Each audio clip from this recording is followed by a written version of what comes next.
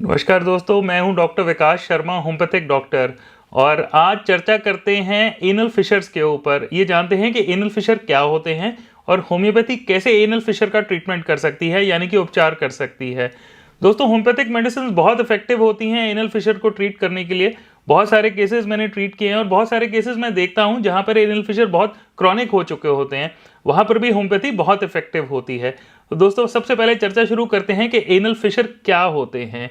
आप सब लोग जानते हैं जो एनस होता है वो हमारा मल द्वार होता है, यानी जहां से हमारा स्टूल पास होता है।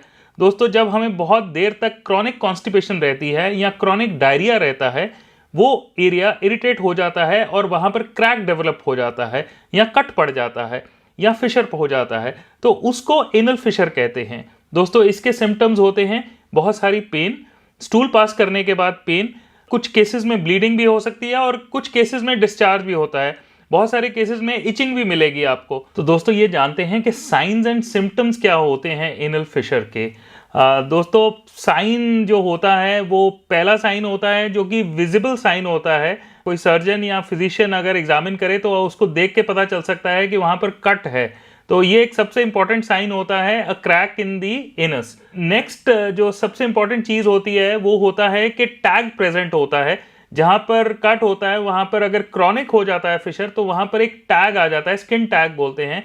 पर वो सारे केसेस में नहीं होता, कुछ केसेस में जहां पर क्रॉनिक हो चुका होता है वहां पर प्रेजेंट होता है। दोस्तों, ब्लीडिंग भी होती है फिशर्स में, सारे फिशर्स में नहीं होती, कुछ केसेस में होती है। स्टूल के साथ लग के आ सकती है ब्लीडिंग, या फ्रैंक ब्लीडिंग भी हो सकती है, ड्रॉप में भी आ सकती है। बर्निंग और इचिंग भी बहुत कॉमन होती है, यानी कि खारिश होगी, जलन होगी और बहुत घंटों तक जलन रहती है। दोस्तों, पेन बहुत इंपॉर्टेंट सिम्टम होता है फिशर्स में। पेन आपको स्टूल पास करते समय हो सकती है, स्टूल पास करने से पहले हो सकती है, और बहुत सारे केसेस में स्टूल पास करने के घंटों तक चल सकती है पेन। एक और फीचर जो बहुत इंपॉर्टेंट होता है वो है डिस्चार्ज। दोस्तों, डिस्चार्ज भी प्रेजेंट होता है पुराने फिशर्स में, क्रॉनिक फिशर्स में, और वो कई बार बहुत ऑफेंसिव डिस्चार्ज हो सकता है, कलर का डिस्चार्ज हो सकता है, येलोइश कलर का डिस्चार्ज बहुत कॉमनली देखा जाता है। तो दोस्तों, ये थे science and symptoms of anal fissure. और अब चर्चा करते हैं कि ये होता क्यों है और किनको होता है।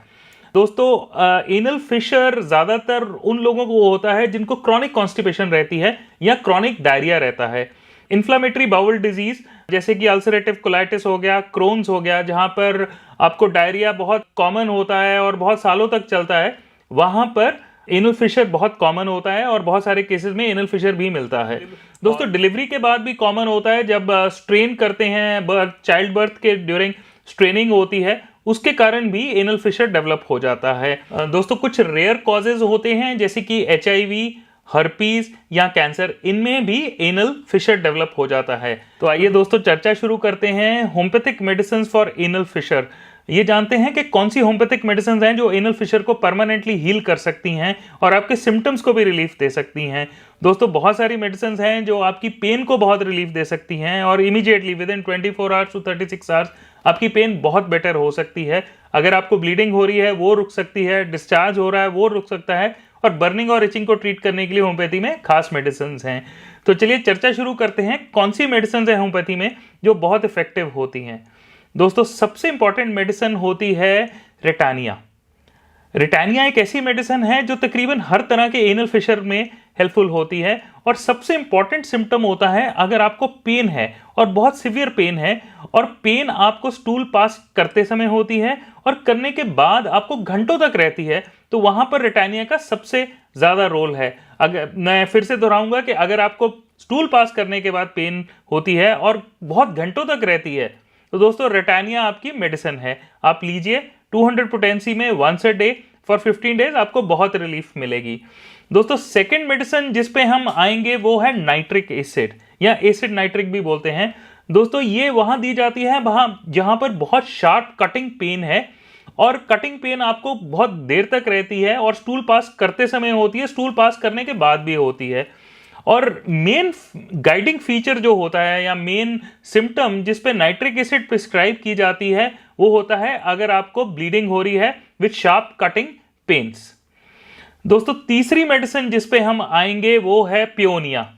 पियोनिया दी जाती है जहां पर आपको डिस्चार्ज आ रहा है और फीलिंग ऑफ वेटनेस रहती है, पेन के साथ आपको वेटनेस रहती है और येलो ऑफेंसिव डिस्चार्ज होता है, वहां पर पियोनिया बहुत इफेक्टिव होती है।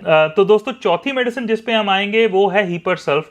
दोस्तों अगर आपको पेन्स हैं और आपका फिशर अगर कन्वर्ट हो गया है एनल एब्सेस में, ये भी बहुत कॉमन होता है कि फिशर इन्फेक्ट हो जाता है और वहां पर एनल एब्सेस डेवलप हो जाती है, तो दोस्तों वहां पर हीपर सल्फ और सिलिशिया दोनों बहुत इफेक्टिव मेडिसिन होती हैं। लास्ट मेडिसिन दोस्तों जिस पे हम आएंगे वो है सल्फर। सल्फर बहुत इंपॉर्टेंट मेडिसिन है और एनल फिशर को ठीक करने में बहुत हेल्पफुल हो सकती है। अगर रिटानिया फेल हो गई है, आपको पियोनिया फेल हो गई है, नाइट्रिक एसिड फेल हो गए हैं और आपको बर्निंग और इचिंग रहती है बहुत ज़्यादा, क्रॉनिक फिशर्स में ये बड़ा कॉमन होता है कि इचिंग और बर्निंग रहती है, वहां पर सल्फर बहुत इफेक्टिव है। तो दोस्तों ये थी homeopathic medicine for anal fissure. आपको कोई सवाल हो तो आप हमें नीचे कमेंट्स छोड़ सकते हैं, हमारे चैनल को सब्सक्राइब करना ना भूलिएगा, या आपको कोई क्वेरी हो या कोई क्वेश्चन हो तो आप हमें ईमेल कर सकते हैं vikas@drhomeo.com में। तो दोस्तों अगले वीडियो तक के लिए नमस्कार।